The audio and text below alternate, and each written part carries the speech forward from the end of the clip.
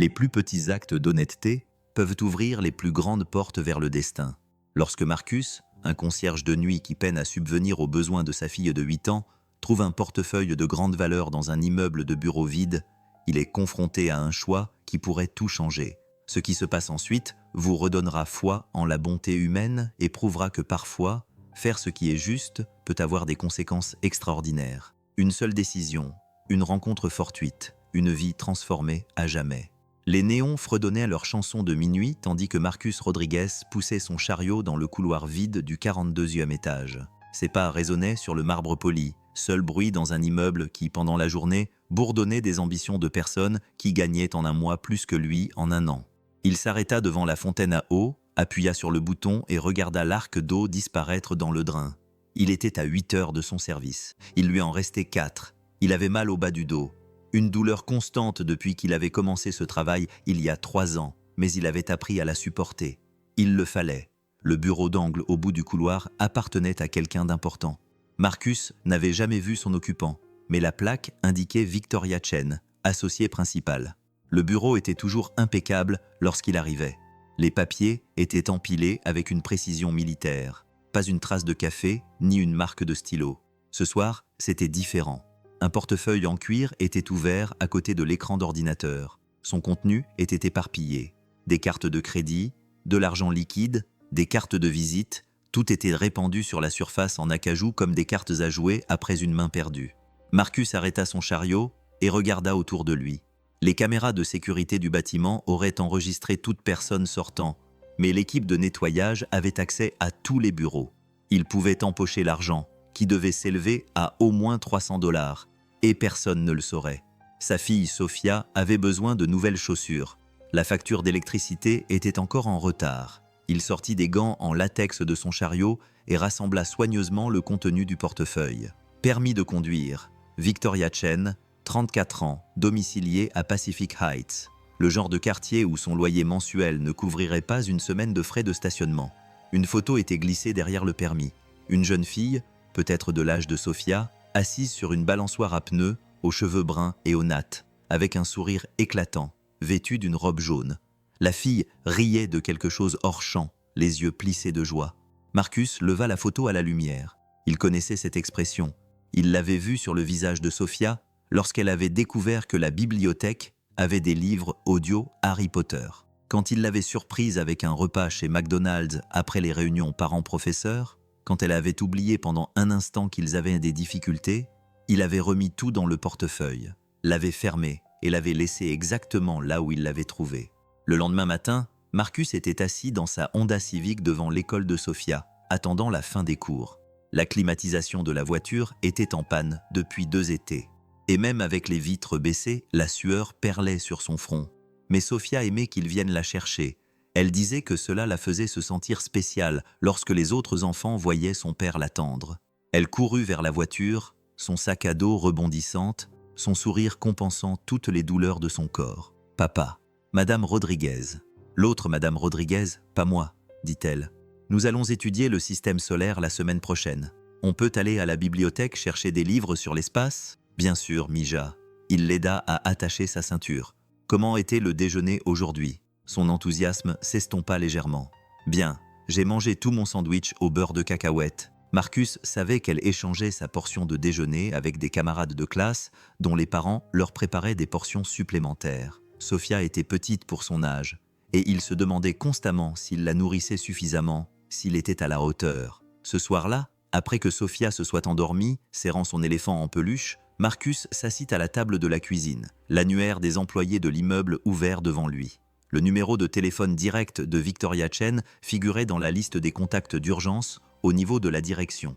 Il fixa le numéro pendant 20 minutes avant de composer le numéro. Victoria Chen. Sa voix était claire, professionnelle. En arrière-plan, Marcus entendait le tintement des couverts et une douce musique jazz. « Mademoiselle Chen, ici Marcus Rodriguez. Je fais partie de l'équipe de nettoyage de votre immeuble. J'ai trouvé votre portefeuille dans votre bureau ce soir. » Silence. « Alors je suis désolé. Vous avez trouvé quoi ? » « Votre portefeuille.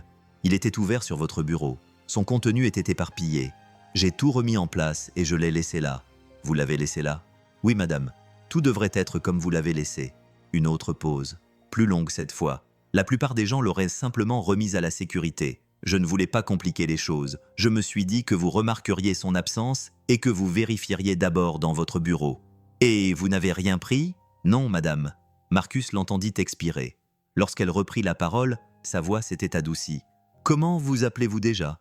Marcus Rodriguez. Marcus, j'ai une question à vous poser et je veux que vous soyez honnête. Y avait-il de l'argent dans le portefeuille ? Oui. Combien ? Marcus hésita. Je ne l'ai pas compté, mais il semblait y en avoir beaucoup.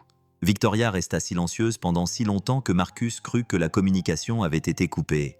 Vous êtes là, mademoiselle Chen ? Je suis là, Marcus. J'aimerais vous rencontrer pour vous remercier comme il se doit. Ce n'est pas nécessaire. Demain, après votre service, il y a un restaurant appelé Mel's à environ 6 pâtés de maison du bâtiment. Vous le connaissez ? Marcus connaissait Mel's. Il était passé devant des centaines de fois, mais n'y était jamais entré. Le genre d'endroit où une tasse de café coûtait probablement plus cher que son déjeuner. Je le connais. 6 heures du matin. Je serai là. Si tu étais à la place de Marcus, que ferais-tu ? Si tu penses qu'il a fait ce qu'il fallait, laisse un « j'aime ». Cela nous donne la force de continuer. Après avoir raccroché, Marcus s'assit dans sa cuisine silencieuse et se demanda dans quoi il s'était embarqué. Dehors, la ville bourdonnait d'une énergie fébrile. Mais dans leur petit appartement, tout semblait suspendu. En attendant, il alla voir Sophia une dernière fois avant de se coucher. Elle avait repoussé ses couvertures et était allongée de tout son long sur le matelas, son éléphant sous le bras. Dans son sommeil, elle semblait encore plus jeune que ses 8 ans. Elle avait l'air si vulnérable que Marcus sentit son cœur se serrer et fut pris d'un élan de protection féroce. Demain, il allait rencontrer Victoria Chen. Ce soir, il allait essayer de ne pas penser à ce que cela signifiait. Le lendemain matin était gris et pluvieux, un temps typique de San Francisco qui semblait correspondre à l'humeur de Marcus. Il avait à peine dormi, passant en revue tous les scénarios possibles concernant ce que Victoria Chen pouvait vouloir. Peut-être soupçonnait-elle qu'il avait pris quelque chose après tout. Peut-être s'agissait-il d'une sorte de test. Il déposa Sophia à l'école tôt, elle avait une garderie avant les cours, les jours où son emploi du temps était compliqué, et roula dans les rues désertes vers le centre-ville. La ville semblait différente à l'aube, plus douce en quelque sorte, comme si les contours acérés de l'ambition diurne ne s'étaient pas encore affinés. Le restaurant Mel's occupait le coin d'un bâtiment qui avait probablement été élégant autrefois. Aujourd'hui, il portait les traces de plusieurs décennies. Les éléments chromés étaient ternis, les banquettes en vinyle rouge étaient craquelées par le temps, mais l'endroit était propre, et l'odeur du café et du bacon fit gargouiller l'estomac de Marcus. Il commanda un café noir et s'assit dans une banquette près de la fenêtre, regardant les premiers navetteurs se presser. Ses mains étaient rugueuses à cause de ses années de travail physique, et il se surprit à les cacher sous la table, soudainement gêné. À 6 heures pile, la porte sonna et Victoria Chen entra. Elle était plus petite que Marcus ne l'avait imaginé, peut-être 1,63, vêtue d'un jean foncé et d'un chemisier blanc qui coûtait probablement plus cher que ses courses mensuelles. Mais ce furent ses yeux qui l'attirèrent. Brun, intelligent, avec une lassitude qui lui semblait familière, l'expression de quelqu'un qui avait appris à se méfier. Elle balaya le restaurant du regard jusqu'à ce qu'elle l'aperçoive, puis s'approcha d'un pas assuré. Marcus. Il se leva, manquant de renverser son café. « Madame Chen, Victoria, je vous en prie. » Elle se glissa dans la banquette en face de lui. « Merci de m'avoir donné rendez-vous. » De près, il pouvait voir qu'elle était fatiguée. Pas seulement fatiguée par le matin, mais profondément épuisée, d'une manière que Marcus reconnaissait. Le poids de porter trop de choses seule. « Je peux vous poser une question ?» dit-elle après avoir commandé un café à la serveuse. « Bien sûr. Avez-vous des enfants ?» La question le surprit. « Une fille, Sophia, elle a 8 ans. » Victoria acquiesça comme si cela expliquait quelque chose. « La photo dans votre portefeuille, » dit Marcus. « Votre fille, ma nièce, Emma. Elle vit avec moi maintenant. » Les doigts de Victoria se refermèrent sur sa tasse de café. « Ses parents, ma sœur et mon beau-frère, sont morts dans un accident de voiture il y a 6 mois. Je suis désolé. Elle traverse une période difficile. Cauchemars, problèmes à l'école. Le thérapeute dit que c'est normal, mais la voix de Victoria s'éteignit. Marcus attendit. Il avait appris que parfois, les gens avaient besoin d'espace pour trouver leurs mots. Je n'arrête pas de penser que je la laisse tomber. Je ne sais pas comment être parent. Je travaille trop. Je voyage trop.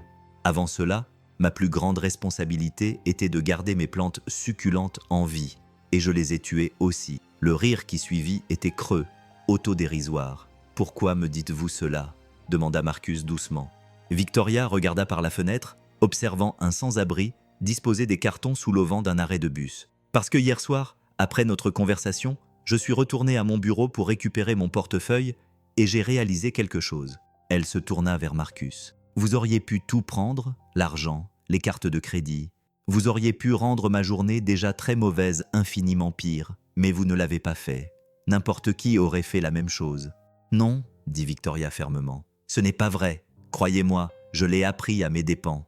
La serveuse leur resservit du café. De la vapeur s'éleva entre eux, créant un voile momentané. Je me suis renseigné sur vous, continua Victoria. D'après les dossiers des employés, vous travaillez pour cette entreprise de nettoyage depuis 3 ans. Vous n'avez jamais manqué un seul jour. Aucune plainte. Avant cela, vous travailliez dans le bâtiment jusqu'à ce que vous soyez blessé au travail. Aucune demande d'indemnisation. Marcus se tortilla, mal à l'aise. Comment ? Je suis avocate. La diligence raisonnable, c'est mon métier. Victoria se pencha en avant. Vous élevez votre fille seule. Sa mère n'est pas présente. Elle est partie quand Sophia avait 2 ans. Elle a dit que le rôle de parent n'était pas ce à quoi elle s'attendait. Et vous vous débrouillez seul depuis lors. Nous nous débrouillons bien, mais même en disant cela, Marcus savait que ce n'était pas tout à fait vrai. Il survivait, il s'en sortait. Mais « bien » était une description généreuse de leur équilibre constant entre le loyer et les courses, entre les besoins de Sophia et sa fierté. Victoria l'observa longuement. « J'ai une proposition à vous faire. » Marcus sentit son estomac se nouer. « Ça y est, pensa-t-il. Le piège. Le prix de l'honnêteté. J'ai besoin d'aide avec Emma. Quelqu'un qui comprend ce que c'est que d'élever un enfant. En particulier un enfant qui a subi un traumatisme. Quelqu'un en qui je peux avoir confiance. » Victoria marqua une pause. Quelqu'un qui rend les portefeuilles au lieu de les voler. « Je ne comprends pas. Je vous propose un emploi de nounou pour Emma. À temps plein, du lundi au vendredi. Salaire, couverture santé, congé payé. » Marcus cligna des yeux. « Je ne suis pas qualifié pour être nounou. Vous êtes qualifié pour être père en ce moment. C'est plus que ce que j'ai. Mademoiselle Chen Victoria, j'apprécie votre offre, mais j'ai déjà un emploi. Je nettoie des bureaux pour le salaire minimum, sans avantages sociaux. De nuit. Cela signifie que vous voyez à peine votre fille, sauf quand vous allez la chercher à l'école. » La voix de Victoria n'était pas critique, juste factuelle. Ce serait différent. Vous seriez à la maison avec Sophia tous les soirs. Vous auriez une assurance maladie pour vous deux. Et vous aideriez une petite fille qui a besoin de quelqu'un qui comprend la perte. Marcus se sentit étourdi. L'offre était trop belle, trop soudaine. Il devait y avoir un hic. Pourquoi moi ? Vous ne me connaissez pas. J'en sais assez. Vous auriez pu me voler, mais vous ne l'avez pas fait. Vous avez appelé pour rendre quelque chose au lieu de le remettre simplement à la sécurité. Et quand vous avez parlé de votre fille, votre visage a complètement changé. Ce n'est pas quelque chose que l'on peut simuler. Dehors, le matin était bien avancé. Les cafés et les restaurants ouvraient leurs portes. La ville se réveillait, entamant une nouvelle journée de négociations, d'ambition et de petites trahisons. « Je dois y réfléchir », dit Marcus. « Bien sûr. » Victoria sortit une carte de visite de son sac à main et écrivit quelque chose au dos. « C'est mon numéro personnel. Appelez-moi quand vous aurez pris votre décision. » Elle se leva pour partir, puis s'arrêta. « Marcus, la photo dans mon portefeuille. Emma qui rit. Elle a été prise la veille du décès de ses parents. C'est la dernière photo que j'ai d'elle vraiment heureuse. Quand j'ai vu que vous en aviez pris soin, que vous l'aviez remise exactement à sa place. » La voix de Victoria se brisa légèrement. « Cela m'a dit tout ce que j'avais besoin de savoir sur vous. » Après son départ, Marcus resta seul dans le restaurant, tournant la carte de visite entre ses mains. La lumière du matin filtrait à travers la fenêtre, illuminant les grains de poussière qui dansaient et se déposaient, dansaient et se déposaient en motifs invisibles et infinis. Marcus traversa Pacific Heights avec le GPS de son téléphone, répétant les indications qu'il avait déjà mémorisées. Sophia était assise sur le siège passager, inhabituellement silencieuse, serrant son sac à dos comme une bouée de sauvetage. « Tu es nerveuse, Mija ?» Elle acquiesça sans le regarder. « Et si elle ne m'aime pas, elle t'adorera. Comment pourrait-elle ne pas t'aimer ?» Mais Marcus avait lui-même l'estomac noué par l'anxiété. 3 jours s'étaient écoulés depuis leur rencontre au restaurant. 3 jours passés à peser le pour et le contre, à calculer les risques et les possibilités. Au final, ce n'était pas le salaire ou les avantages sociaux qui avaient fait pencher la balance, même si les deux allaient changer sa vie. C'était le souvenir de la voix de Victoria lorsqu'elle parlait de sa nièce. Le même amour désespéré qu'il entendait dans sa propre voix lorsqu'il parlait de Sophia. La maison se trouvait derrière des grilles en fer forgé, une maison victorienne peinte en vert sauge avec des finitions blanches. Ce n'était pas la plus grande maison du quartier, mais elle était élégante, reflétant une richesse ancienne et un goût raffiné. Marcus s'engagea dans l'allée circulaire, se sentant comme un imposteur. « Papa, on dirait un château. Ce n'est qu'une maison, Sophia, avec des gens à l'intérieur qui ont besoin d'amis, tout comme nous. » Victoria ouvrit la porte avant qu'ils aient pu frapper. Elle avait troqué sa tenue professionnelle contre un jean et un pull, mais elle avait toujours l'air aussi élégante, ce que Marcus savait qu'il ne serait jamais. « Vous êtes venu, dit-elle, et il perçut un réel soulagement dans sa voix. « Nous sommes venus, corrigea Marcus en posant doucement la main sur l'épaule de Sophia. « Victoria, voici ma fille, Sophia. »« Waouh, ça, wow. » Sophia s'était préparée pour ce moment, répétant sa salutation dans la voiture, mais à présent, elle se contentait de regarder Victoria avec de grands yeux. « Bonjour Sophia, je suis très heureuse de te rencontrer. » Victoria s'accroupit pour se mettre à la hauteur de Sophia. « Tu veux rencontrer Emma ? Elle est dans le jardin. » La maison était magnifique, comme dans les magazines qui photographient des parquets brillants. Les meubles avaient l'air à la fois chers et inaccessibles. Mais Marcus remarqua d'autres choses. Du courrier empilé et non ouvert sur une table d'appoint, une plante fanée près de la fenêtre, un dessin d'enfant collé de travers sur le réfrigérateur. Le jardin était immense pour San Francisco, avec une partie qui avait autrefois été soigneusement entretenue, mais qui montrait désormais des signes de négligence. Dans le coin le plus éloigné, une petite silhouette était assise sur une balançoire en bois. Elle ne se balançait pas, elle était simplement assise. Emma appela doucement Victoria. « J'aimerais te présenter quelques personnes. » La fillette leva les yeux et Marcus vit immédiatement qu'il s'agissait de la même enfant que sur la photo, mais changée. Son sourire édenté avait disparu, remplacé par une lassitude solennelle. Ses cheveux noirs étaient tirés en arrière en une queue de cheval qui avait besoin d'être refaite, et elle portait une robe propre mais froissée, comme si s'habiller était un effort qu'elle pouvait à peine supporter. Voici Monsieur Marcus et sa fille Sophia. Emma les observa tous les deux avec l'intensité de quelqu'un de bien plus âgé que 8 ans. Finalement, elle prit la parole. « Vous allez vivre ici aussi ?» La question prit les deux adultes au dépourvu. Victoria jeta un coup d'œil à Marcus. « Non, ma chérie, répondit-elle.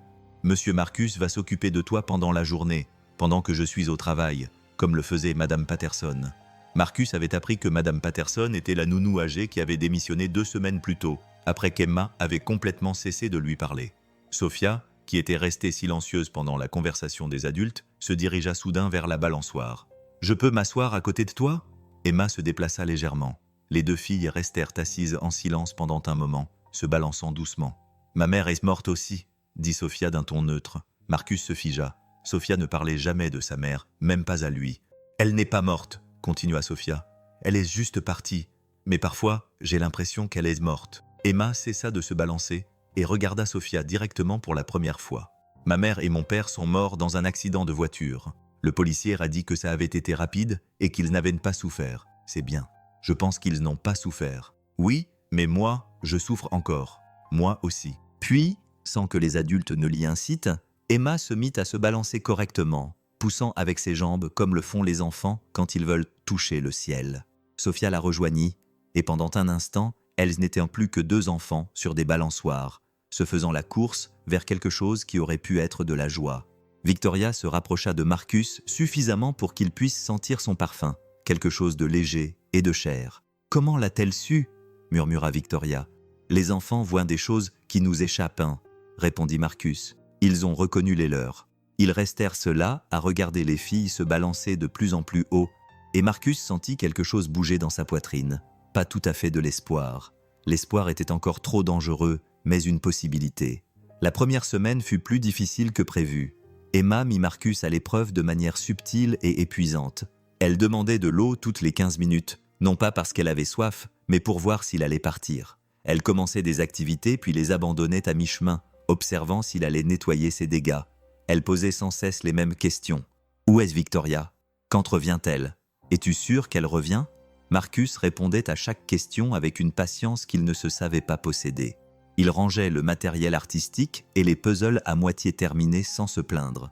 Il apprit qu'Emma aimait les sandwichs au beurre de cacahuètes coupés en diagonale, qu'elle avait peur du broyeur à ordures, qu'elle faisait des cauchemars à propos de voitures jaunes parce que la voiture qui avait tué ses parents était jaune. Le jeudi de cette première semaine, Emma a fait une crise.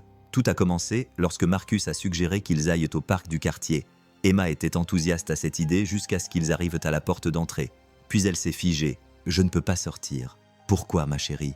Et si quelque chose arrivait et que Victoria ne pouvait pas me retrouver ?» Marcus s'est agenouillé à côté d'elle. « Il ne va rien arriver. Et Victoria sait où se trouve le terrain de jeu. » Mais Emma était hors d'état de raison. Elle s'est effondrée sur le sol en pleurant, des larmes qui semblaient provenir d'un endroit plus profond que la simple déception enfantine. C'étaient des larmes de chagrin, celles qui s'étaient accumulées derrière le barrage de sang-froid d'une enfant de 8 ans. Marcus s'est assis à côté d'elle sur le parquet et a attendu. Il n'a pas essayé de la faire taire, de la réconforter ou d'expliquer ses peurs. Il est simplement resté assis là, présent, pendant qu'elle s'effondrait. Au bout de 10 minutes, ses sanglots se sont calmés pour laisser place à des hoquets. « Il me manque tellement », a-t-elle murmuré. « Je sais, tout le monde dit que ça s'améliore avec le temps, mais ce n'est pas vrai. » Marcus a pensé à ses propres pertes, pas des décès, mais des départs qui avaient eu l'effet d'une mort. Son père qui était parti quand Marcus avait 12 ans, la mère de Sofia qui était partie sans rien d'autre qu'une note disant qu'elle n'en pouvait plus. « Ça ne devient pas plus facile, » dit-il finalement, « mais on devient plus fort et on trouve de nouvelles personnes à aimer qui nous aident à porter ce poids. » Emma le regarda, les yeux rougis. « Quelqu'un t'a aidé à porter ton poids ?» Marcus jeta un coup d'œil vers le jardin où il pouvait voir Sofia à travers la fenêtre en train de lire sous le chêne. « Oui, quelqu'un de très important m'a aidé. Sofia. Sofia. » Emma acquiesça comme si cela lui semblait tout à fait logique. « On peut t'appeler Victoria pour lui dire que je vais bien ?» Bien sûr. Ils appelèrent le bureau de Victoria et Emma passa 5 minutes à décrire en détail sa matinée. Ce qu'elle avait mangé au petit déjeuner, le livre que Marcus lui avait lu, comment le chat du voisin avait marché le long de la clôture. Des choses normales, des choses précieuses. Lorsqu'elle raccrocha, Emma regarda Marcus avec sérieux. « Tu vas partir toi aussi ?» La question le frappa plus durement qu'il ne l'avait prévu. Il réfléchit à toutes les façons de répondre de manière rassurante, avec des promesses qu'il ne pourrait peut-être pas tenir, avec des explications sur son emploi et les circonstances. Au lieu de cela, il lui dit la vérité. « Je ne veux pas partir. J'aime être ici avec toi, mais parfois, les adultes doivent prendre des décisions basées sur des choses que les enfants ne comprennent pas. Ce que je peux te promettre, c'est que si jamais je dois partir, je te dirai la vérité sur les raisons de mon départ et je m'assurerai d'abord que tu vas bien. » Emma réfléchit longuement. « C'est ce que mon père disait, qu'il me dirait toujours la vérité, même si c'était difficile. Il a l'air d'être un bon père. C'était le meilleur des pères. » Emma marqua une pause. « Vous êtes un bon père, vous aussi. Sofia a de la chance. » Cet après-midi-là, lorsque Victoria rentra tôt du travail, elle trouva Marcus et Emma dans la cuisine en train de préparer des cookies aux pépites de chocolat. Emma était couverte de farine et Marcus n'était guère plus propre. Mais il riait de quelque chose. Emma riait vraiment. Et la cuisine sentait la vanille, le beurre et la vie normale. Victoria resta dans l'embrasure de la porte à les regarder.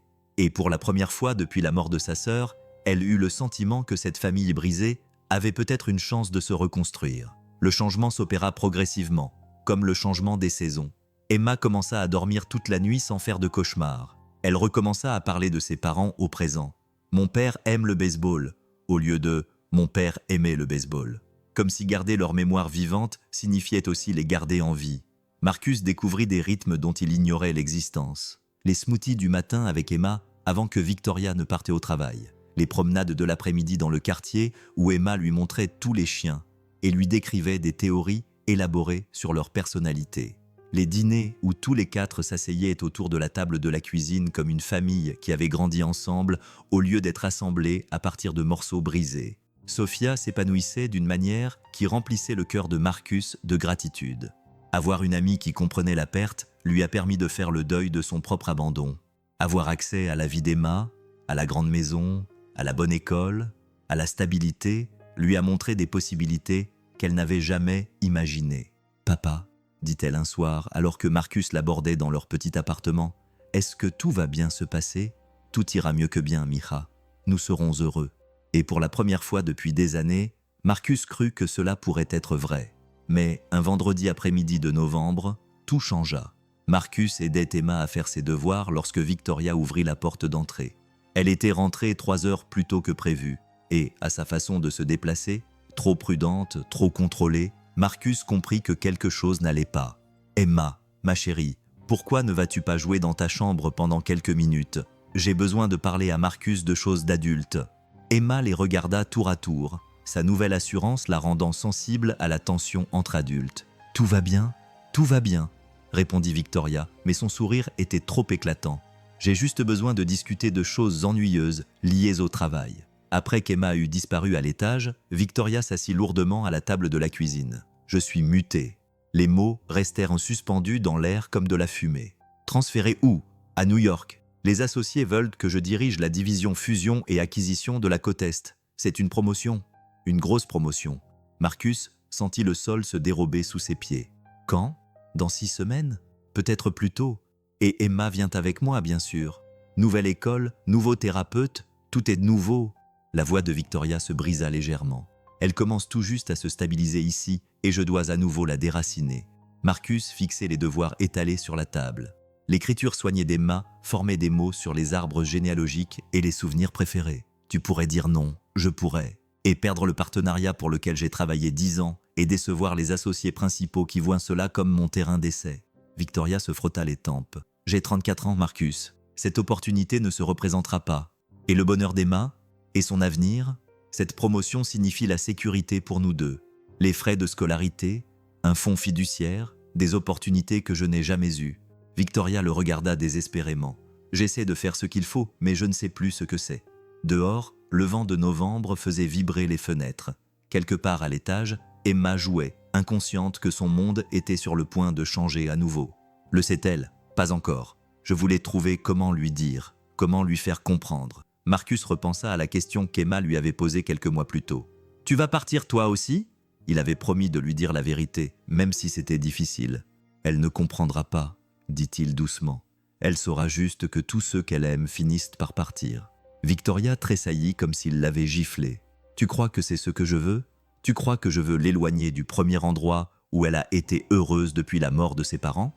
Je pense que tu as peur, » dit Marcus. « Peur de rester au même endroit et de construire quelque chose de réel. Parce que les choses réelles peuvent être perdues. » L'accusation resta suspendue entre eux, trop honnête et trop tardive pour être retirée. Victoria se leva brusquement. « Tu ne sais rien de ma vie.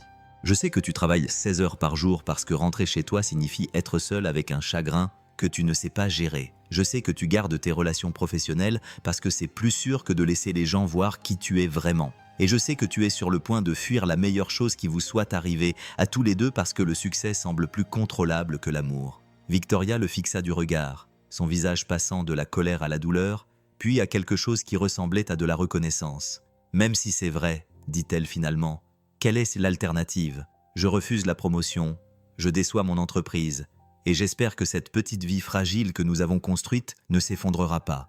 Espérez que tu ne trouves pas mieux. Espérez qu'Emma ne décide pas qu'elle en a assez d'avoir encore un nouveau parent de substitution. L'alternative, c'est d'avoir foi en Emma, en toi-même, en l'idée que certaines choses valent la peine qu'on s'y attache. » Victoria resta silencieuse pendant un long moment. Quand elle reprit la parole, sa voix était à peine plus forte qu'un murmure. « Et si je reste et que ça ne marche pas? Et si je ne suis pas assez bien pour elle? Et si tu pars et que tu passes le reste de ta vie à te demander ce qui aurait pu être ?» Avant que Victoria n'ait le temps de répondre, ils entendirent des pas dans l'escalier. Emma apparut dans l'embrasure de la porte de la cuisine, arborant toujours le sourire timide qui était devenu son expression habituelle en présence d'adultes. « Vous vous disputez ? » « Non, ma chérie, » répondit rapidement Victoria. « Nous discutons simplement de certains changements qui pourraient avoir lieu. » Le sourire d'Emma s'estompa. « Quel genre de changement ?» Marcus regarda Victoria, puis Emma, puis prit une décision qui allait changer la vie de tous. Le genre de changement qui fait peur, mais qui pourrait s'avérer merveilleux. Il dit « Pourquoi ne t'assois-tu pas et nous t'expliquerons tout ensemble ?» Emma s'assit à la table de la cuisine, les petites mains jointes sur les genoux, comme le font les enfants lorsqu'ils sentent que les conversations des adultes sont sur le point de changer leur monde. Victoria prit la chaise à côté d'elle, et Marcus resta debout, comme si le fait de rester debout pouvait l'aider à affronter ce qui allait suivre. « Emma » commença Victoria, puis elle s'interrompit. Elle regarda Marcus, lui demandant silencieusement de l'aider. « Parfois, dit Marcus doucement, les adultes se voient proposer des emplois dans d'autres endroits, comme lorsque ta professeure, Madame Williams, a déménagé à Portland l'été dernier. » Emma acquiesça lentement. « Victoria va-t-elle changer de travail? Mon entreprise veut que je travaille à New York. » Victoria répondit. « C'est une très bonne opportunité. et cela signifierait plus d'argent pour nous, pour ton avenir. Mais je ne veux pas aller à New York. La voix d'Emma était faible mais ferme. J'aime être ici. J'aime mon école, mon thérapeute et mes amis. Je sais, ma chérie, moi aussi, j'aime être ici. Alors pourquoi devons-nous partir? Victoria jeta un nouveau coup d'œil à Marcus, puis se tourna vers Emma. Parfois, les adultes doivent en faire des choix difficiles pour assurer un avenir meilleur, même si cela signifie quitter ce qu'ils aiment. Emma resta silencieuse pendant un long moment, réfléchissant à la gravité de la situation avec la maturité de quelqu'un qui a déjà appris que le monde peut changer sans prévenir. Marcus viendra avec nous? La question resta en suspens, comme un défi. Victoria prit un air impassible. Marcus a sa propre vie ici. Emma. Son travail? L'école de Sophia. Mais nous sommes son travail maintenant. Emma l'interrompit. C'est toi qui l'as dit. Tu as dit qu'il s'occupait de moi. Marcus sentit quelque chose se briser dans sa poitrine. En l'espace de 6 mois, cette petite fille avait bouleversé toute sa conception de la famille, du sens de la vie, de ce que signifiait construire une vie qui vaille la peine d'être vécue. Emma, dit-il avec précaution, si Victoria décide d'accepter le poste à New York, toi et moi discuterons de la manière de rester en contact. Nous ferons des appels vidéo et tu pourras peut-être venir nous rendre visite pendant les vacances d'été. La voix d'Emma était plus forte maintenant, teintée de panique. C'est ce que disent les adultes quand ils s'apprêtent à disparaître. On restera en contact, on se rendra visite, mais ensuite ils ne le font pas. Victoria tendit la main vers Emma, mais celle-ci la repoussa. Mes parents ont dit qu'ils reviendraient tout de suite quand ils sont allés au magasin. Madame Patterson a dit qu'elle me verrait lundi quand elle a démissionné vendredi. Et maintenant, tu dis que tu resteras en contact quand tu déménageras. Les yeux d'Emma se remplirent de larmes. Pourquoi tout le monde s'en va-t-il? La douleur brute dans sa voix fit tressaillir Victoria. Marcus vit enfin son sang-froid se fissurer. Il vit le chagrin qu'elle portait en elle depuis 6 mois se libérer de son contenant soigneusement gardé. « Oh, ma chérie, » murmura Victoria, « je ne veux pas te quitter. Je ne veux rien quitter de tout cela. Alors ne le fais pas. Ce n'est pas aussi simple. » Si, ça l'est. Emma se leva soudainement, paraissant plus âgée que ses 8 ans. « Tu dois choisir. Tu peux choisir ton travail ou tu peux me choisir. Mais tu ne peux pas choisir les deux et prétendre que ce n'est pas un choix. Alors, selon vous, que devrait choisir Victoria? Sa carrière ou sa famille? Donnez votre avis dans les commentaires. Discutons-en. » Le silence qui suivit semblait fragile, comme du verre sur le point de se briser.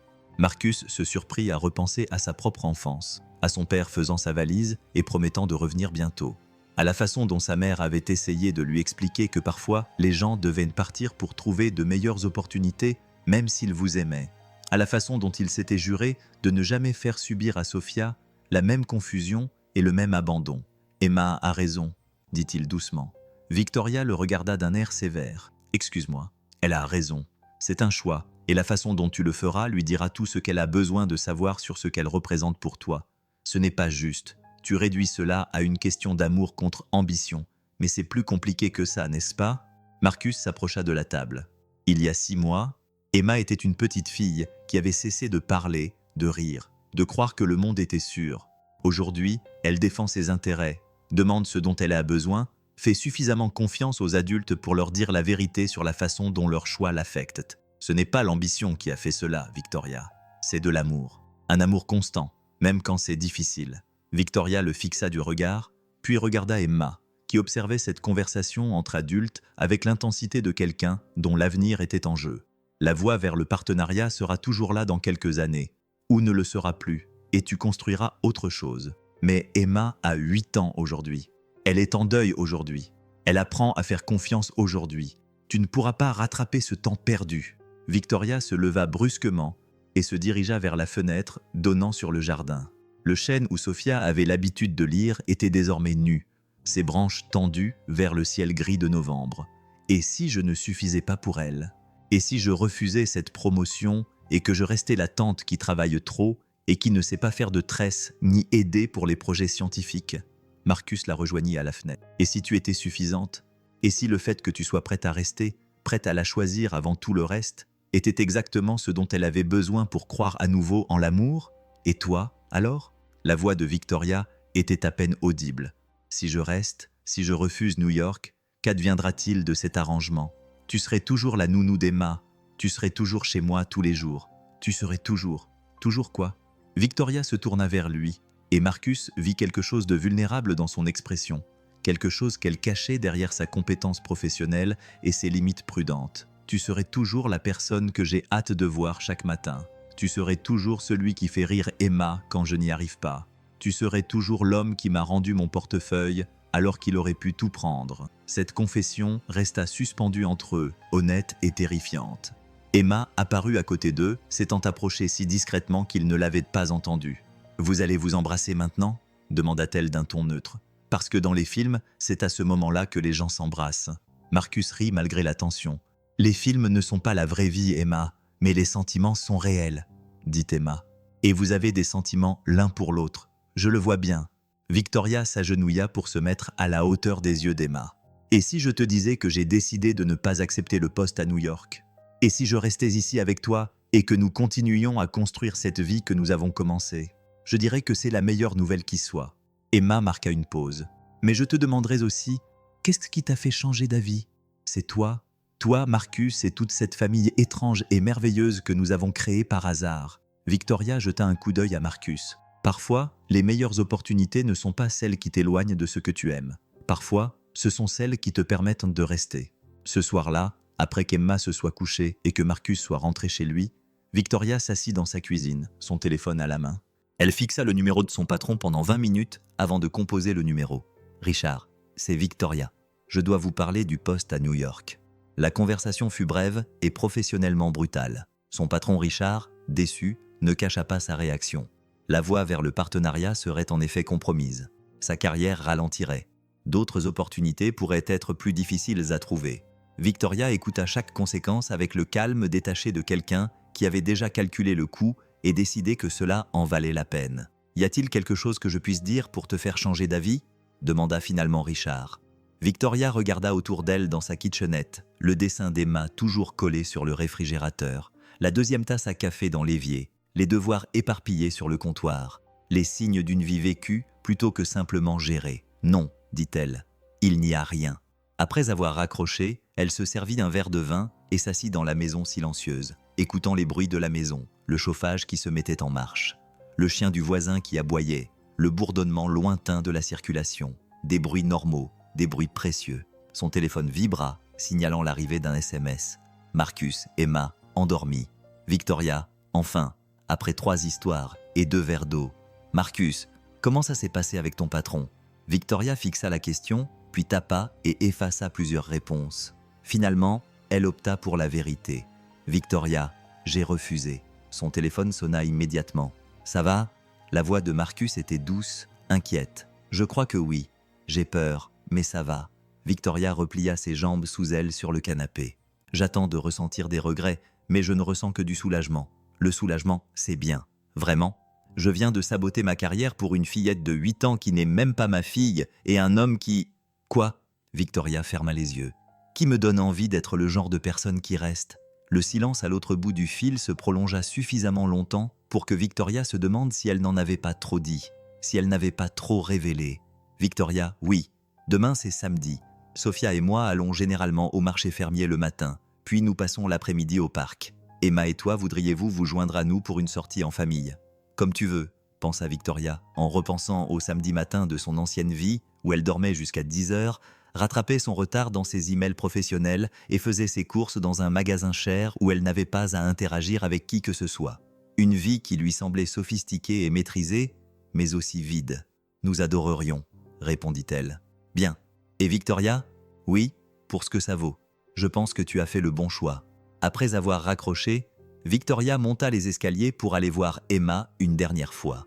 La petite fille était allongée sur son lit, les bras écartés, dans le sommeil insouciant des enfants qui se sentent en sécurité. Sur sa table de chevet se trouvait la photo encadrée de ses parents, ainsi qu'une photo plus récente. Emma et Sophia sur les balançoires, toutes deux riant de quelque chose hors du cadre. Victoria arrangea les couvertures d'Emma et murmura dans l'obscurité « Je reste, je ne vais nulle part ». Elle ne savait pas si Emma l'avait entendu, mais ces mots ressemblaient à une promesse faite à l'univers, un engagement à construire quelque chose qui durerait. Le lendemain matin, le temps était frais et clair, le genre de journée d'hiver à San Francisco qui rendait les habitants reconnaissants de pouvoir profiter d'une vue dégagée sur la baie. Victoria se réveilla tôt, prépara du café et s'assit dans sa cuisine, regardant le visage d'Emma apparaître à la fenêtre de la porte arrière alors qu'elle inspectait quelque chose dans le jardin. Son téléphone vibra, signalant un SMS de Marcus. « À 9 h, répondit Victoria. « On sera là. » Au moment où elle appuyait sur « Envoyer », Emma fit irruption par la porte arrière, les joues rougies par le froid et l'excitation. « Victoria, il y a une famille de ratons laveurs qui vit sous la terrasse. Une maman et 3 bébés. C'est vrai ?» Marcus dit que les ratons laveurs sont très intelligents. Il dit qu'ils ont des mains presque comme les humains. Emma marqua une pause. « On va quand même au marché fermier aujourd'hui ?»« Oui, tous les 4, comme une famille. » Victoria regarda cette petite fille qui avait réorganisé toute sa vie, qui lui avait appris que l'amour, c'était choisir de rester même quand partir semblait plus sûr. « Oui, dit-elle, comme une famille. » Emma sourit, le même sourire édenté que sur la photo, mais plus récent, plus fort et plus précieux à cause de cela. Dehors, la lumière du matin filtrait à travers le chêne, illuminant les possibilités que Victoria avait enfin le courage d'atteindre. 6 mois plus tard, la maison semblait différente. Pas la structure elle-même, la même maison victorienne vert sauge avec ses grilles en fer forgé et son chêne dans le jardin, mais le rythme de la vie à l'intérieur avait changé, s'était installé dans quelque chose qui semblait à la fois intentionnel et naturel. Victoria avait commencé à quitter le travail à 17 h 30, une pratique qui avait d'abord horrifié ses collègues, mais qui était progressivement devenue non négociable. Elle avait appris à tresser les cheveux grâce à des tutoriels YouTube et à des essais et erreurs. Elle avait découvert qu'Emma préférait ses sandwichs coupés en triangle plutôt qu'en carré, et que les histoires avant de se coucher étaient un moment sacré qui ne pouvait être précipité ou multitâche. Marcus était officiellement passé du statut d'employé à quelque chose de plus complexe, à la fois nounou, ami de la famille et homme dont la présence rendait le café du matin de Victoria plus savoureux. Il avait conservé son petit appartement, mais passait la plupart de ses soirées à la maison, aidant les filles à faire leurs devoirs et préparant les dîners que tous les 4 planifiaient ensemble le dimanche après-midi. Les filles s'étaient rapprochées, comme le font les enfants lorsqu'ils reconnaissent leur propre reflet dans l'expérience de quelqu'un d'autre. Sophia passait encore la plupart de ses nuits à l'appartement avec Marcus, mais le week-end, les 2 filles campaient souvent dans la chambre d'Emma, chuchotant des secrets et des projets qui rendaient les 2 adultes à la fois heureux et terrifiés. Par une chaude soirée de mai, Marcus apprenait aux 2 filles à jouer aux échecs dans le patio arrière lorsque le téléphone de Victoria sonna. Elle jeta un coup d'œil à l'identifiant de l'appelant et sentit son estomac se nouer. « Richard, Victoria, tu as 1 minute ?» Elle rentra à l'intérieur, loin du brouhaha des enfants. « Qu'y a-t-il ? » ?»« Je t'appelle au sujet de l'acquisition Henderson.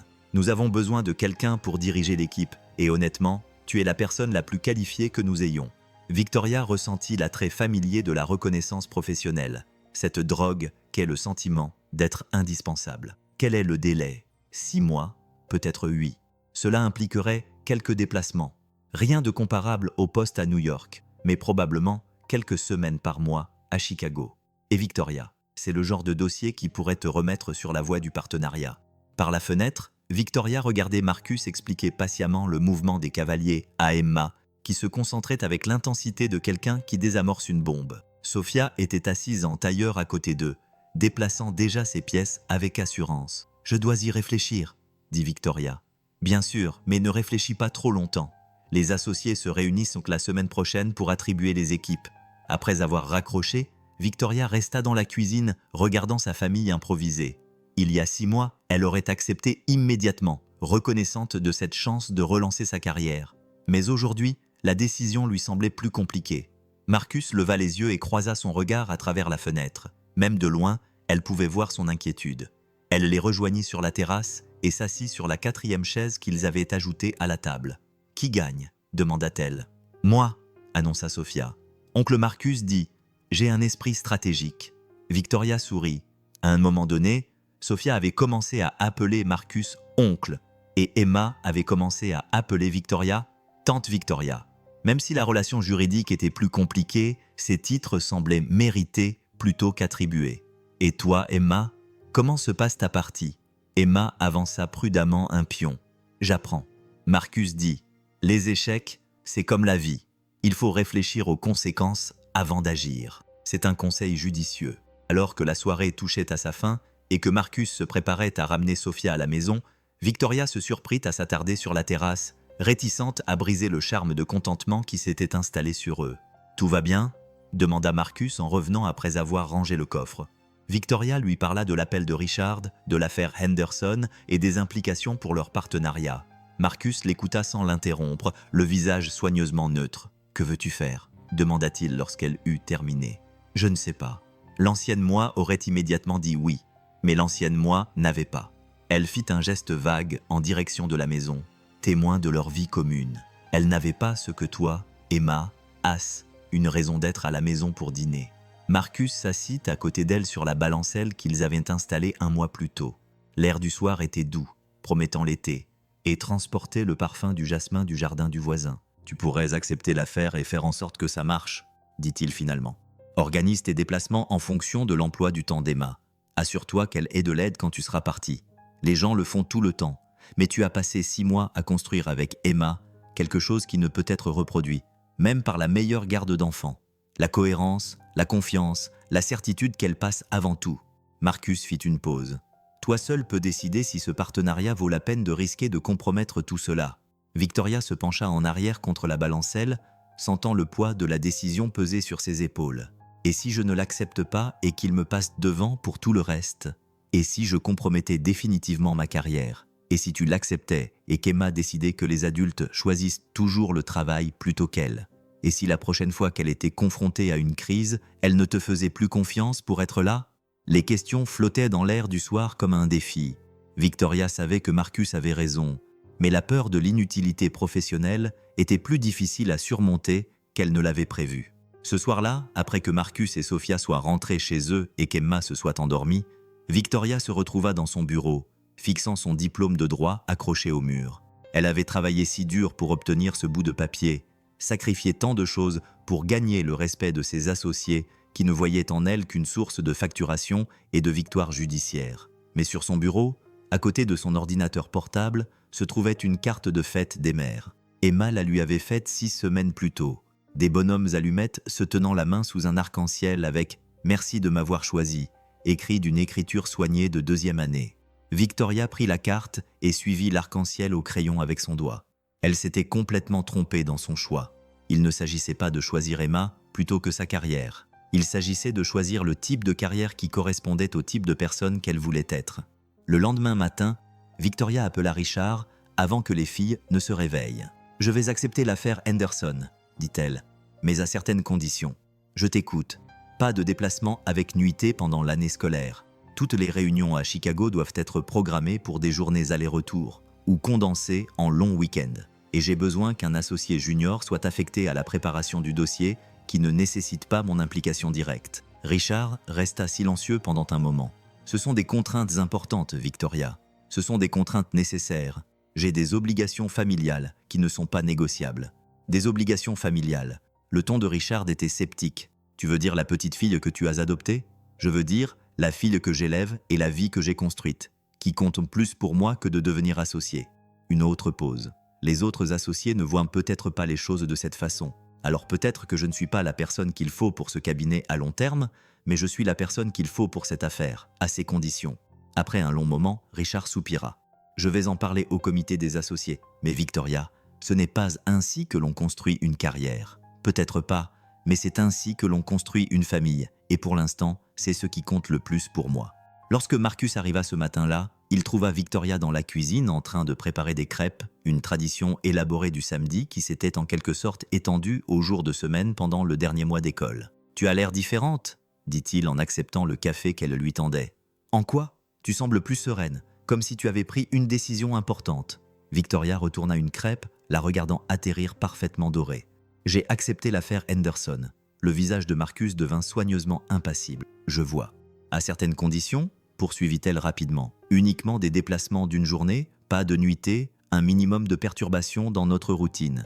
Et ils ont accepté. Ils l'ont fait parce que je suis douée dans mon travail et qu'ils le savent. » Victoria se tourna vers lui. « Mais surtout, j'ai réalisé quelque chose hier soir. » « Quoi donc ? J'ai passé tant d'années à penser que je devais choisir entre réussir et être présente, entre la réussite et l'amour.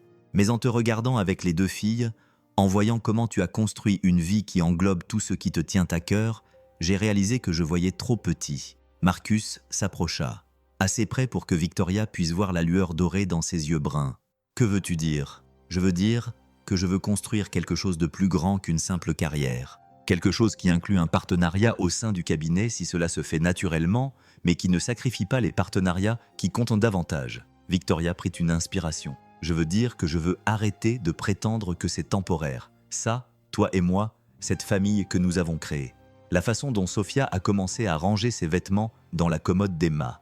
Et la façon dont tu as une tasse à café ici qui est spécialement à toi. La façon dont nous planifions ensemble les listes de courses, prenons des décisions concernant l'heure du coucher des filles et discutons pour savoir s'il faut planter des tomates ou des poivrons dans le jardin. Marcus était très calme, comme si un mouvement brusque pouvait briser ce qui se construisait entre eux. « Victoria, je sais que c'est compliqué. Je sais que nous devrons régler les détails logistiques, les modalités de garde et la manière de fusionner deux familles qui ont des origines différentes, mais je sais aussi que ce que nous avons est réel, rare, et mérite qu'on se batte pour le garder. » Avant que Marcus n'ait le temps de répondre, des bruits de pas dans l'escalier annoncèrent l'arrivée des deux filles, vêtues de pyjama et réclamant des pancakes. « Ce sont des pancakes aux myrtilles ?» demanda Emma en grimpant sur son tabouret près de l'îlot de cuisine. « Avec des pépites de chocolat », ajouta Sophia avec espoir. « Les deux », répondit Victoria en versant la pâte sur la plaque chauffante, « parce que les crêpes du samedi matin doivent être une fête. » Alors que la cuisine s'animait des bavardages des enfants qui planifiaient leur journée, Marcus croisa le regard de Victoria au milieu du chaos. Son sourire était doux, intime, plein de possibilités. Plus tard, après que les filles se soient installées dans le jardin pour travailler sur le fort qu'elles construisaient dans le chêne, Marcus trouva Victoria en train de remplir le lave-vaisselle. « Tu sais, » dit-il en prenant un torchon, « il y a quelque chose dont je voulais te parler aussi. Oh, Sophia m'a demandé si elle pouvait t'appeler tante Victoria comme Emma.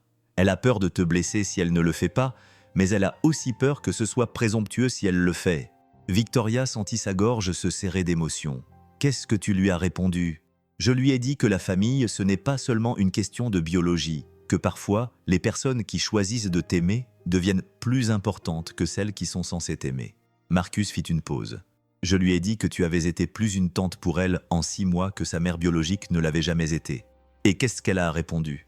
Elle a dit qu'elle aimerait te le demander elle-même, car les grandes questions méritent des réponses officielles. Comme si leur conversation l'avait appelée, Sophia apparut dans l'embrasure de la porte de la cuisine. Emma à ses côtés pour la soutenir moralement. « Victoria, » dit Sophia avec précaution, « je peux vraiment t'appeler comme ça ?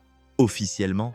Victoria s'agenouilla à la hauteur de Sophia, comme elle avait appris à le faire avec Emma pendant ses premières semaines fragiles. « Je serais honorée que tu m'appelles tante Victoria, » dit-elle. Parce que c'est ce que je suis, c'est ce que je veux être. » Le sourire de Sophia était radieux. « Tant mieux, parce qu'Emma et moi avons un projet et nous voulions d'abord nous assurer que vous faisiez vraiment partie de la famille. »« Oh, quel genre de projet ?» Les filles échangèrent un regard, le genre de regard complice qui rend les adultes nerveux. « Nous pensons que toi et papa devriez vous marier, » annonça Emma d'un ton neutre. Victoria sentit son visage s'échauffer. « Emma, pas tout de suite. » ajouta rapidement Sophia. « Nous savons que les adultes ont besoin de temps pour réfléchir. Mais finalement, parce que vous vous aimez, et que nous vous aimons tous, et que cela rendrait tout officiel. » Marcus s'éclaircit la gorge. « Les filles, c'est une décision assez importante. »« Nous le savons, » l'interrompit Emma. « C'est pourquoi nous avons dressé une liste de toutes les raisons pour lesquelles c'est une bonne idée. Vous voulez voir ?» Avant que l'un des adultes n'ait le temps de répondre, Emma sortit une feuille de papier cartonnée couverte d'une écriture soignée et d'illustrations de Sophia. Raison numéro 1, lutte Emma à haute voix. Victoria fait sourire papa comme il souriait avant que maman ne parte. Raison numéro 2, continua Sophia. Papa fait rire Victoria pendant le dîner au lieu de la laisser regarder son téléphone. Raison numéro 3, nous nous disputons déjà comme de vraies sœurs, alors autant être de vraies sœurs. Raison numéro 4, vous êtes déjà une famille. Vous ne l'avez simplement pas encore officialisé. La liste continuait avec d'autres raisons, chacune plus pertinente et plus émouvante que la précédente. Quand Emma eut fini de lire, les deux filles regardèrent les adultes avec impatience. « Alors » demanda Sophia, « qu'en pensez-vous » Victoria regarda Marcus, puis ses 2 enfants extraordinaires qui étaient devenus le centre de son univers. « Je pense qu'elle a dit avec prudence que vous êtes toutes les deux très intelligentes, très observatrices et très douées pour faire des listes. » Mais Emma a ajouté que le mariage est une décision que les adultes doivent prendre eux-mêmes quand ils le souhaitent. Ce dont vous pouvez être sûr, c'est que nous sommes une famille, qu'il y ait un mariage ou non, qu'il y ait des papiers officiels ou non. Nous sommes une famille parce que nous nous choisissons chaque jour. Emma réfléchit sérieusement à cela. Donc, vous ne dites pas non au mariage? Vous dites simplement « pas encore ». Victoria a jeté un coup d'œil à Marcus, qui observait toute cette conversation avec un mélange d'émerveillement et de terreur. « Je dis que toutes les décisions importantes ont déjà été prises », a déclaré Victoria. La décision de rester, la décision de se choisir l'un l'autre, la décision de construire quelque chose de durable, et le reste n'est que détail, a ajouté Marcus doucement. Exactement. Sophia a hoché la tête comme si cela lui semblait tout à fait logique. D'accord, mais quand vous déciderez de vous marier, on pourra vous aider à organiser le mariage. S'il y a un mariage à organiser, dit Victoria, vous serez les premières informées. Les filles repartirent en courant, leur mission apparemment accomplie. Victoria et Marcus restèrent debout dans le silence soudain de la cuisine. Bon, finis par dire Marcus, ça s'est passé comme ça. Ça s'est passé comme ça. Qu'est-ce que tu penses de leur présentation? Victoria réfléchit sérieusement à la question. Je pense qu'ils ont soulevé des points très convaincants. La recherche était approfondie, l'approche très axée sur les données. Ils se regardèrent et éclatèrent d'or de rire. Le genre de rire qui vient du soulagement, de la surprise et de la reconnaissance que la vie se déroule rarement comme on l'avait prévu. « Marcus » dit Victoria lorsqu'ils eurent repris leur souffle. « Oui. Pour information, quand le moment viendra de rendre ces décisions officielles, j'espère que tu sais quelle sera ma réponse. » Marcus s'approcha, suffisamment près pour toucher son visage, pour tracer la ligne de sa mâchoire avec ses doigts doux et assurés. « Oui, dit-il doucement, je pense que je la connais. » Dehors, la lumière de l'après-midi filtrait à travers le chêne, projetant des motifs d'ombres et d'or à travers la cour, où deux petites filles construisaient un fort qui ressemblait étrangement à une chapelle, avec un autel fait de pierres du jardin et une allée processionnelle marquée de pétales de fleurs. Victoria se rendit compte que certains projets avaient tendance à prendre racine avant même que leurs auteurs ne soient prêts à les reconnaître. Un an plus tard, Marcus se tenait dans le même bureau où il avait trouvé le portefeuille de Victoria. Mais tout avait changé. Le chariot de nettoyage était toujours là, poussé contre le mur par l'équipe de nuit. Mais Marcus portait un uniforme différent, un costume bleu marine que Sophia l'avait aidé à choisir, et une cravate qu'Emma avait qualifiée de très professionnelle. Il était là pour une réunion, pas pour vider les poubelles. Le cabinet d'avocate de Victoria lui avait proposé un poste dans son service de gestion des installations après avoir pris connaissance de son expérience dans le domaine de la construction et de son souci du détail. Ce n'était pas un travail prestigieux, mais c'était un emploi de jour, avec de bons avantages sociaux et le genre d'emploi stable qui lui permettait de dormir la nuit sans se soucier du loyer du mois suivant. Plus important encore, cela signifiait qu'il pouvait aller chercher les deux filles à l'école tous les après-midi. Monsieur Rodriguez, la réceptionniste lui sourit. Madame Chen est prête à vous recevoir. Le nouveau bureau de Victoria était plus petit que l'ancien, une conséquence du succès de l'affaire Henderson qui avait conduit à un autre type de partenariat, privilégiant l'équilibre entre vie professionnelle et vie privée plutôt que les heures facturables. Elle avait contribué à mettre en place la première initiative de politique familiale du cabinet. Et si certains associés seniors considéraient encore ses choix avec scepticisme, les jeunes associés la voyaient comme une pionnière. « Comment ça s'est passé ?» demanda-t-elle lorsque Marcus referma la porte derrière lui. Ils ont approuvé le calendrier. Les travaux commenceront le mois prochain et seront terminés avant Noël. Le sourire de Victoria était radieux.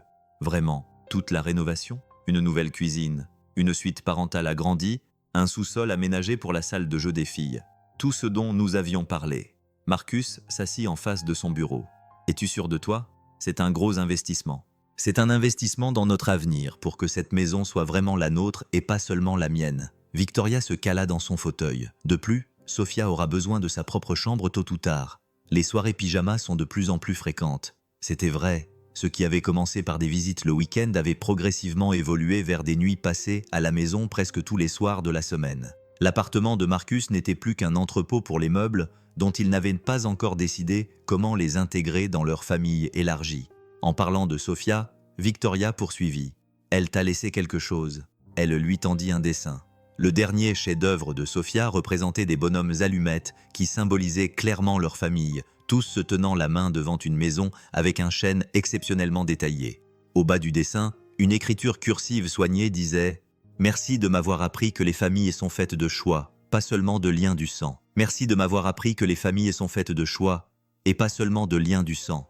Marcus sentit sa gorge se serrer. Sophia s'était entraînée à écrire, déterminée à maîtriser l'écriture cursive avant d'entrer au collège, mais c'était le sentiment qui le bouleversait, la prise de conscience que cet enfant de 8 ans avait appris quelque chose sur l'amour que certains adultes n'avaient jamais compris. Elle a travaillé là-dessus toute la semaine, dit Victoria doucement. Elle voulait vous le donner aujourd'hui parce qu'elle disait que c'était un jour spécial. Marcus leva les yeux. Spécial comment? L'expression de Victoria changea, devenant à la fois nerveuse et excitée. Parce qu'aujourd'hui, c'est le jour où je vais enfin vous poser la question que les filles attendent depuis longtemps. Le bureau devint très silencieux. Abonnez-vous pour ne pas manquer ces moments. La décision qui va être prise va changer le cours de cette histoire. Dehors, San Francisco bourdonnait de son énergie habituelle, mais à l'intérieur, tout semblait suspendu. Victoria se leva et contourna son bureau.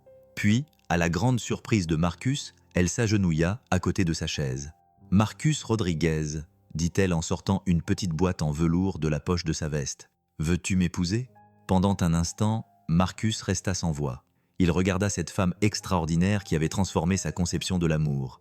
Pas l'amour désespéré et avide qu'il avait connu auparavant, mais quelque chose de stable, de sûr et de durable. « Victoria, je sais que ce n'est pas traditionnel, » poursuivit-elle rapidement. « Je sais que ce sont les hommes qui sont censés demander les femmes en mariage, et je sais que nous aurions probablement dû en discuter davantage au préalable, mais les filles ont raison. Nous formons déjà une famille, nous construisons déjà une vie ensemble, et je veux officialiser cela, car je ne peux imaginer un avenir sans toi, sans Sophia, et sans cette belle et complexe chose que nous avons créée. » Marcus lui prit les mains, apaisant son énergie nerveuse. « Tu as fini » demanda-t-il doucement. « Ça dépend.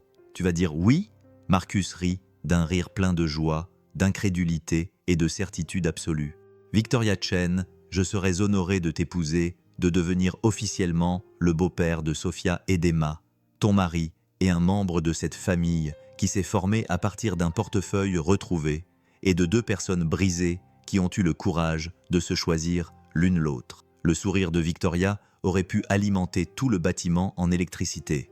Elle glissa la bague, un simple anneau en or qui semblait parfaitement lui aller, à son doigt, puis l'embrassa avec l'enthousiasme de quelqu'un qui avait attendu ce moment toute sa vie. Lorsqu'ils se séparèrent, Marcus remarqua quelque chose. « As-tu planifié cela avec les filles? Qu'est-ce qui te fait penser ça ?»« Parce que, dit Marcus en montrant la porte du bureau, il y a 2 visages collés à la vitre et il ne semble pas surpris par ce qui vient de se passer. » Victoria se retourna et vit Emma et Sophia dans le couloir, toutes 2 souriantes et levant le pouce. Un instant plus tard, la porte s'ouvrit brusquement. « Il a dit oui ?» demanda Sophia. « Tu lui as donné la bague ?» ajouta Emma. « Il a dit oui, et je lui ai donné la bague », confirma Victoria. Les 2 filles éclatèrent en cris de joie, qui enfreignaient probablement plusieurs règles relatives au bruit au bureau. « C'est quand le mariage ?» demanda Sophia. « On peut être demoiselle d'honneur ?» demanda Emma. « On peut faire le mariage dans le jardin, sous le chêne? On peut inviter toute la classe? On peut avoir un château gonflable ?» Marcus leva les mains. « Une question à la fois. Et peut-être qu'on devrait parler de l'organisation du mariage à la maison, pas dans le bureau de Victoria. »« En fait, dit Victoria, je pense qu'on devrait rentrer à la maison tout de suite. J'ai peut-être demandé à mon assistante de libérer mon après-midi, au cas où. »« Au cas où? Quoi ?» demanda Marcus. « Au cas où tu dirais oui et qu'on voudrait fêter ça en famille. » 1 heure plus tard, ils étaient tous dans le jardin, assis sous le chêne où les filles étaient devenues amies. Victoria avait troqué sa tenue de travail contre un jean et un pull. Marcus avait desserré sa cravate. Les filles étaient allongées sur une couverture, déjà plongées dans des discussions sur l'organisation du mariage qui impliquaient des scénarios de plus en plus élaborés. « À quoi penses-tu » demanda Victoria à Marcus, remarquant son expression pensive. « Je pense au choix » répondit-il, « à la façon dont on ne sait jamais quelle petite décision va tout changer. Si je ne t'avais pas appelé cette nuit-là à propos du portefeuille, si tu avais décidé de laisser la sécurité s'en occuper, si Emma n'avait pas eu le courage de nous dire ce dont elle avait besoin, si Sophia n'avait pas demandé si elle pouvait m'appeler, à Victoria et moi, ajouta Victoria, si nous n'avions pas voulu rester au moment de partir parce que nous nous sentions plus en sécurité. » Ils regardèrent les filles dessiner des invitations de mariage sur du papier cartonné, leurs têtes penchées l'une vers l'autre dans une concentration sérieuse. « Penses-tu qu'elles savent ?» demanda Victoria. « À quel point elles nous ont appris l'amour. Je pense qu'elles savent exactement ce qu'elles ont fait, dit Marcus. Je pense qu'elles ont été les personnes les plus sages de cette famille depuis le début. Comme si elle les avait entendues, Emma leva les yeux de son dessin. « Allez-vous avoir un bébé après votre mariage ?» La question prit les deux adultes au dépourvu. « Emma, » dit Victoria avec précaution, « c'est une question très personnelle. Mais si vous aviez un bébé, Sophia et moi pourrions vous aider à vous en occuper. Nous sommes très responsables. » « C'est vrai, » acquiesça Sophia. « Nous prenons déjà soin l'une de l'autre. » Marcus et Victoria échangèrent un regard. Ils n'avaient pas encore parlé d'avoir d'autres enfants. Il y avait tellement d'autres changements à gérer en premier lieu. Mais en regardant ces deux filles qui leur avaient appris que la famille était une question de choix et d'engagement plutôt que de biologie, cette possibilité leur semblait moins être une question qu'une nouvelle aventure qu'ils pourraient choisir de vivre ensemble. « Si jamais nous décidions d'avoir un bébé, dit Victoria, vous seriez sans aucun doute les meilleures grandes sœurs qu'un bébé puisse rêver d'avoir. Mais c'est une décision à prendre plus tard, ajouta Marcus. D'abord, nous organisons le mariage. Ensuite, nous terminons les rénovations de la maison. Puis nous verrons quelles autres aventures se présenteront à nous. Emma acquiesça solennellement. C'est très sensé. Les adultes doivent avancer pas à pas. Alors que l'après-midi laissait place au soir, ils rentrèrent pour le dîner. Ils cuisinèrent ensemble dans la cuisine qui allait bientôt être agrandie, mais qui leur convenait déjà parfaitement. Ils discutèrent de la date du mariage, de la liste des invités et se demandèrent s'il était présomptueux d'inclure la phrase « Les filles avaient une raison » dans leurs vœux. Après le dîner, pendant que Victoria aidait Emma à faire ses devoirs de maths et que Sophia lisait dans le salon, Marcus sortit pour appeler l'école de sa fille. « Bonjour, je suis Marcus Rodriguez, le père de Sophia. Je dois mettre à jour ses coordonnées en cas d'urgence et sa situation familiale. À partir du mois prochain, elle vivra principalement à une nouvelle adresse. Je dois également ajouter Victoria Chen comme personne autorisée à venir la chercher et comme contact en cas d'urgence. » Il donna à la secrétaire de l'école les détails de leur nouvelle vie. Marcus réalisa que c'était la conversation à laquelle il s'était inconsciemment préparé depuis le jour où il avait trouvé ce portefeuille. Tous les choix qu'il avait faits depuis lors l'avaient conduit à ce moment. Cette famille, cette maison, cet avenir qu'ils construisaient ensemble. Lorsqu'il revint à l'intérieur, il trouva ses trois filles dans le salon. Emma et Sophia étaient assises de part et d'autre de Victoria sur le canapé, tandis qu'elle lisait à haute voix un livre sur une famille de souris qui vivait dans une maison de poupées. La scène était si parfaitement ordinaire et extraordinairement précieuse que Marcus dut s'arrêter sur le seuil de la porte pour la contempler.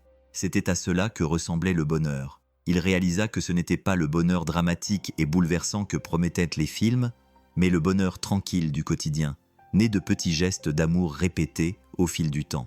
Des portefeuilles rendus, des histoires racontées avant de s'endormir, le choix de rester même quand il aurait été plus facile de partir. Victoria leva les yeux et croisa son regard, lui souriant d'une manière qui lui indiquait qu'elle pensait la même chose. Plus tard dans la nuit, après que les filles se soient endormies et que Marcus ait officiellement déplacé sa brosse à dents de la salle de bain des invités à la suite parentale, lui et Victoria s'assirent sur leur lit pour feuilleter les magazines de mariage qui avaient mystérieusement fait leur apparition au cours de la soirée. « Je n'arrive pas à croire que tu m'aies demandé en mariage », dit Marcus, encore légèrement abasourdi par les événements de la journée. « Je n'arrive pas à croire que j'ai mis autant de temps », répondit Victoria. « Les filles ont compris que nous étions faits l'un pour l'autre bien avant nous. Ce sont des filles très intelligentes. Ce sont nos filles. Et la phrase resta suspendue entre eux, pleine de promesses, d'engagement et de la reconnaissance qu'ils avaient construit quelque chose qui valait la peine d'être chéri. Marcus. Oui, quand nous rédigerons nos vœux, je veux inclure quelque chose à propos des portefeuilles. Marcus rit.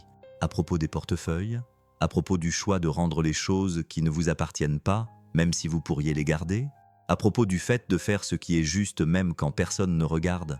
À propos du genre de personne qui appelle un inconnu pour lui rendre son portefeuille au lieu de simplement le déposer à la sécurité? Et que dirais-tu à ce sujet? Victoria est restée silencieuse pendant un moment, réfléchissant.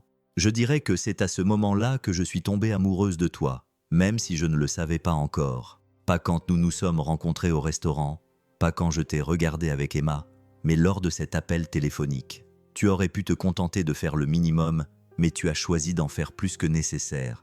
C'est là que j'ai su que tu étais le genre de personne avec qui je voulais construire ma vie. Marcus la serra contre lui, émerveillé par le chemin qui les avait menés ici, de ce portefeuille égaré à ce lit partagé. de 2 familles brisées à une seule famille unie. Alors, on mentionnera le portefeuille dans nos vœux, dit-il. Absolument. Et les filles vont sûrement pleurer, sans aucun doute. Et nous promettrons de continuer à nous choisir même quand ce sera difficile. Surtout quand ce sera difficile. Dehors, la ville s'installait dans son rythme nocturne.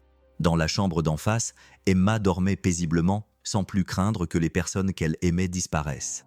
Au bout du couloir, Sophia rêvait dans la chambre qui serait bientôt officiellement la sienne, rassurée par le fait que l'on pouvait choisir et choisir encore sa famille, jour après jour. Et dans la chambre principale d'une maison victorienne Versauge à Pacific Heights, 2 personnes qui avaient appris que l'amour se construisait à partir de choix quotidiens sans dormir, planifiant un avenir qui avait commencé par la simple décision de rendre quelque chose qui ne leur appartenait pas. Le portefeuille, désormais vide et rangé dans la boîte à bijoux de Victoria, était devenu un talisman de la vie qu'ils avaient construite ensemble. Un rappel que parfois, les plus petits actes d'honnêteté ouvrent les plus grandes portes du bonheur. Marcus se réveilla une fois pendant la nuit pour aller voir les filles. Une vieille habitude héritée de ses années de monoparentalité. Mais lorsqu'il retourna se coucher, Victoria l'attendait. Et pour la première fois de sa vie d'adulte, il se sentit vraiment chez lui. Le matin apporterait de nouveaux défis, l'organisation du mariage et la rénovation de la maison, ainsi que les millions de petites négociations qui accompagnent la fusion de 2 familles. Mais ce soir-là, tout était exactement comme il fallait. Dans 6 mois, ils échangeraient leurs vœux sous le chêne de leur jardin avec 2 petites filles rayonnantes qui porteraient des fleurs et une réception animée par un quatuor à cordes et une structure gonflable.